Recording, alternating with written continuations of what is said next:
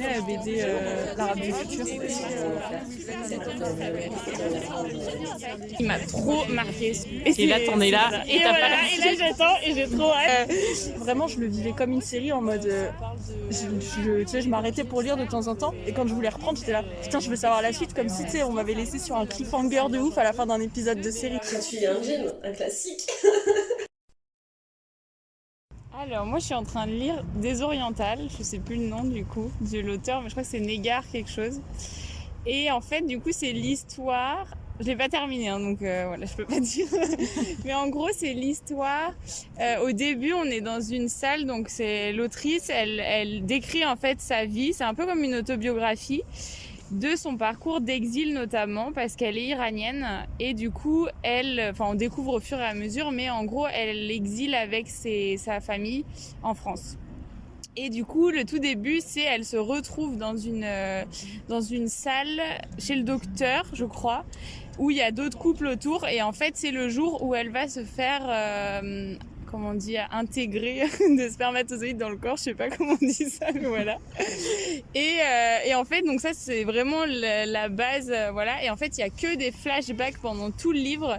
Et du coup, on découvre toute sa vie, la vie de sa famille. Il y a énormément de personnes. Et là, je suis à un moment justement qui est génial parce que c'est où elle parle de... Ah, je peux spoiler un peu ou pas du coup? Oui, vas-y. Où en fait, il s'avère que c'est une personne homosexuelle. Et donc, en fait, elle parle de l'homosexualité en Iran et comment c'est finalement...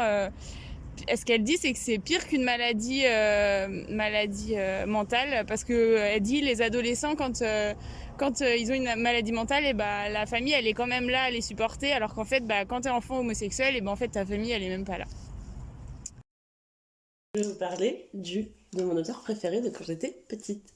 Il s'appelle Pierre Bottero et il a fait des livres trop cool. Et t'avais t'as plusieurs je crois que c'est des trilogies. Donc t'avais La Quête des Willan, Les Mondes des Willan. Et donc c'était une suite, c'était peut-être pas des trilogies, je sais plus. Et il y avait un autre truc, ça c'était une trilogie, ça s'appelait Elana. Et il en avait commencé une autre qui s'appelait L'Autre d'ailleurs.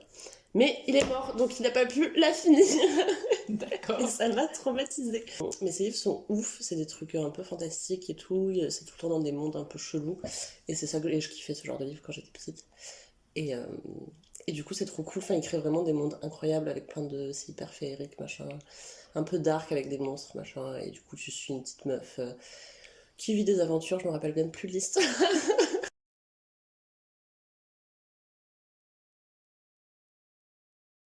Le dernier livre qui m'a le plus marqué, c'est Conversation entre amis de Sally Rooney. Ça parle de deux copines qui rencontrent un couple et en fait il va y avoir des histoires, il y a des histoires d'amour qui se mélangent un peu. Mais surtout ce que j'ai aimé, c'est pas tant les histoires d'amour, c'est plus que c'est un livre hyper moderne. Les filles elles ont genre entre 20 et 25 et elles ont des conversations qui me semblent hyper d'actualité auxquelles je m'identifie. Du coup, je l'ai dévoré en une semaine parce que j'avais presque l'impression de voir une série plus que de lire un livre et je pense que c'était la première fois que ça m'arrivait.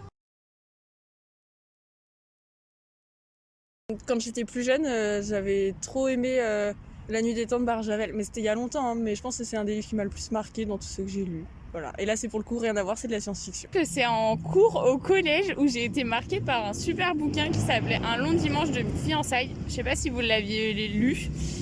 Le Club des 7, le clan des 7, Fantomette, toute la bibliothèque rose et la bibliothèque verte. Et ça, c'était la folie.